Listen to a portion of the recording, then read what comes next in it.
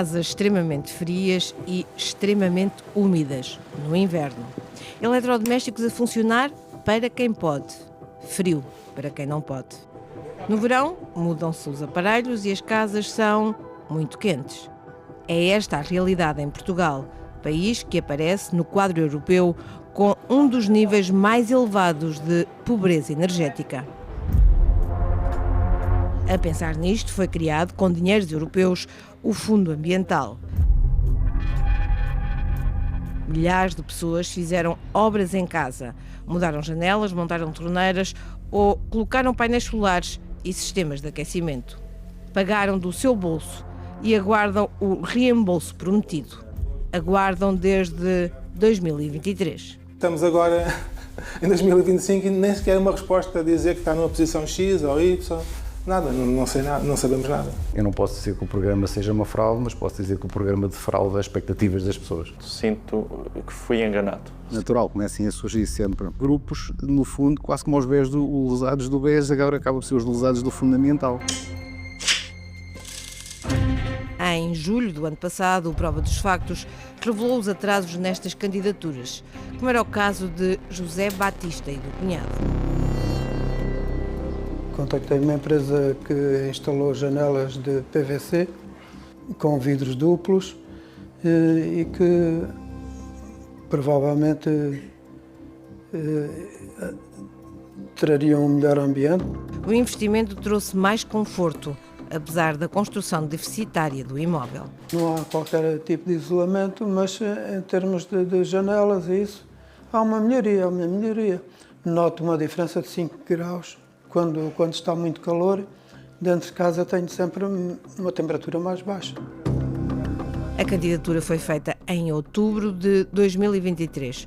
Como o processo de inscrição chega a ser complexo e burocrático, precisou de recorrer à ajuda do cunhado. Aquilo implica a pessoa ir lá e ter alguns procedimentos informáticos que não é fácil para toda a gente, como comprimir fecheiros. Do programa só existe um espaço para a pessoa pôr um fecheiro, portanto, se tiver vários, como o recibo, a fatura, são 2, já tem que pôr num fecheiro comprimido. Fotografias do antes e do depois, são se calhar umas 10 ou coisa assim, tem que juntar aquilo tudo num único fecheiro, comprimir e depois, se não couber, tem que andar ali a cortar a definição das fotografias. De outubro de 2023 a fevereiro de 2025, as janelas já a protegeram do calor do verão e agora do frio, neste que já é o terceiro inverno. Mas, de resto, está tudo na mesma. Já tinha alguma experiência de fazer outras e, portanto, em princípio, deve estar tudo bem. Mas há sempre a hipótese da pessoa se ter enganado de alguma coisa, não é? Por isso. Mas não sabe se foi o caso? Não sei. Porque nem sequer foi analisada? Não, senhor. José investiu 3.500 euros. Tinha essa ideia que pronto, vendo aquele programa, que ia receber alguma coisa. Não sei se, caso contrário, não sei se teria feito. Não é? Sou reformado, não tenho assim uma reforma por aí além. Os dados mais recentes, divulgados pelo Instituto Nacional de Estatística, revelam que 4 em cada 10 pessoas não têm capacidade para manter a casa adequadamente aquecida no inverno. Quase metade por motivos financeiros. No verão o cenário repete-se, mas no outro extremo, cerca de 4 em cada 10 pessoas vivem em alojamentos que não são suficientemente frescos. Por isso, em 2021, o Governo deixou a garantia de que a comparticipação seria rápida. Boa parte das famílias portuguesas tem capacidade financeira para fazer estes investimentos, para receber o dinheiro ao fim do mês e meio, 2 meses, e para depois beneficiarem de uma dupla poupança. Em julho do ano passado, a nova ministra apontava o mês de setembro de 2024 como um marco. Durante a semana que vem temos os resultados já a sair e a nossa previsão é que a maior parte das candidaturas estejam avaliadas em setembro e até ao fim de setembro, e talvez algumas passem do fim de setembro, mas até ao fim de setembro esperamos ter a maior parte das candidaturas. Até ao final de setembro também já o dinheiro terá sido entregue a todas estas pessoas? Nós não vamos esperar pelo fim para entregar, à medida que vamos ter lotes de candidaturas avaliadas, vamos pagando. Agora, na Assembleia da República, avança outra data, final de março. Autorizei do PRR, em conjunto com o Sr. Ministro da Coesão, que gere o PRR, um financiamento de 60 milhões para, de modo a cobrir completamente todas as candidaturas, as 80 mil candidaturas, as que são elegíveis, porque algumas estão mal formuladas. Vamos acelerar para que nos próximos 3, 4 meses consigamos pagar todas as candidaturas. A Ministra diz que este fundo tem agora mais 60 milhões do que o previsto e acrescentou que foram reforçadas parcerias com universidades e institutos politécnicos para agilizar a análise das candidaturas. Um fundo que também se preocupa com o consumo da água. As Nações Unidas estimam que até 2050, 2/3 da população mundial terá problemas de escassez de água. Torneiras que permitem poupar água não era uma prioridade para Luís, mas diz que a existência do fundo o levou a investir. O fundo foi uma forma de me aliciar a fazer este investimento. Um ano depois de se ter candidatado, pediram-lhe um esclarecimento. Um dos pontos que o avaliador solicita diz é que a empresa na qual eu comprei as torneiras não está listada no portal Casa Mais. E realmente, para meu espanto, a empresa Leroy Merlin já não constava do diretório. Apesar de estar listada na altura em que fez a candidatura? Sim, sim. A indignação levou-o a agir, mas sem sucesso. É impossível contactar com o Fundo Ambiental pelo telefone. Existe um balcão que demora imenso tempo a responder e vi a minha candidatura anulada por causa de uma situação que eu mais tarde vim a descobrir, que é um procedimento da ADN que todos os anos as empresas instaladoras ou revendedoras destes equipamentos têm de fazer a renovação da inscrição no portal. Luís também convenceu a mãe a colocar painéis fotovoltaicos. Fui eu que tratei do processo porque estes processos são muito burocráticos e pessoas que se calhar não dominem tanto os computadores ou a informática se calhar não conseguem mobilizar todos os esforços para fazer. Neste caso, o Fundo Ambiental solicitou mais algumas informações, como a caderneta predial, e deu um prazo de 10 dias. Encerraram o prazo para nós respondermos ao 9º dia útil. E, portanto, ficámos com a candidatura anulada, contestámos e a resposta da contestação foi que o prazo tinha terminado e, por esse motivo, não iam reabrir qualquer recurso.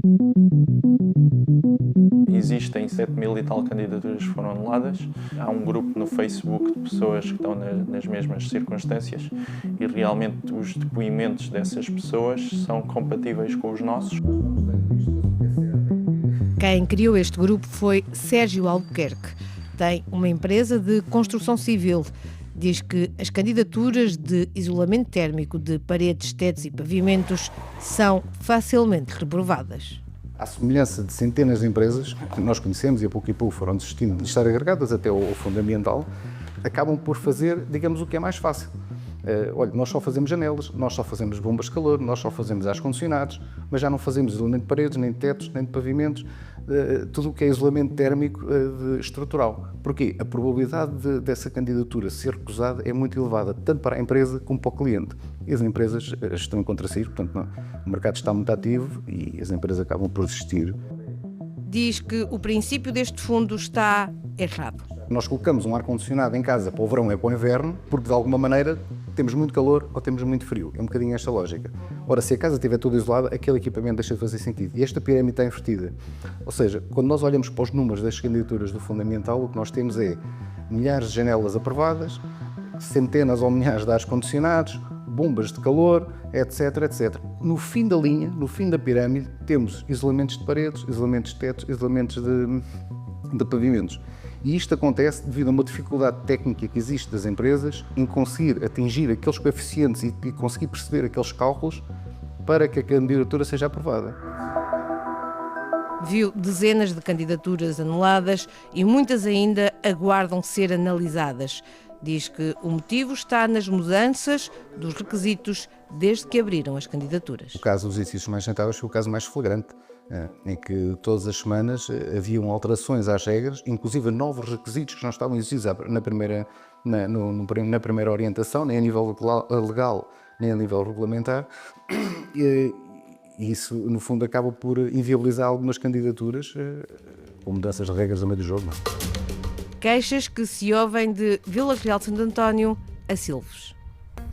Contratei uma empresa, me veio a instalar, fez-me um orçamento, concordei com o orçamento, veio-me fazer a instalação, passou-me esse certificado, o primeiro. O concurso abriu dia 16 de agosto de 2023 até 31 de outubro.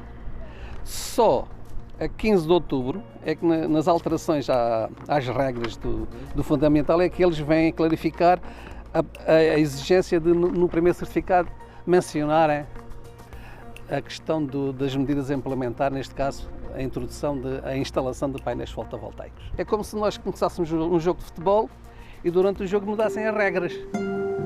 António gastou 8.000 euros, Cassiano um pouco mais. A candidatura, portanto, foi submetida no primeiro dia em que a plataforma esteve disponível e nesse dia foi republicado o aviso com alterações, portanto, significativas. Passava a ser obrigatório, portanto, a certificação energética, que era supostamente facultativa em sede do aviso original. Ora, essa alteração foi que levou, portanto, à anulação da candidatura. Parece que o Estado não é uma pessoa de bem. Mesmo que o certificado energético fique com o mesmo valor, vamos supor, por exemplo, um E,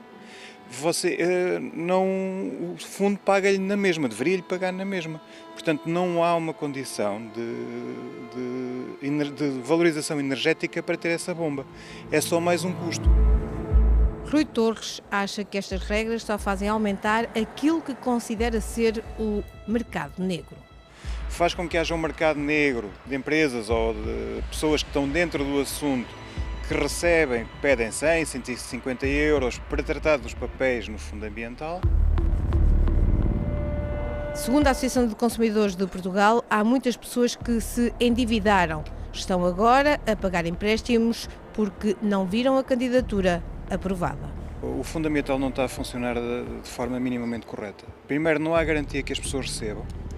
E, portanto, o que é que tem acontecido? Tem acontecido que há pessoas que se candidatam aos fundos com dificuldades, portanto, a precisarem de empréstimo, inclusive, e depois, quando chega ao fim, não recebem, o que faz com que fiquem com graves problemas financeiros, porque ficam com mais um encargo, não é? Portanto, não estavam a contar, estavam à espera que o fundo lhes desse o valor e depois aquilo, por diversos problemas que tem, não faz. O que importava era que a administração pública fosse exemplar, fosse transparente e que, quando respondesse às questões que são colocadas, fizesse uso de condições e de valores que são entendíveis para o cidadão comum e que possam ser aceitos como tal.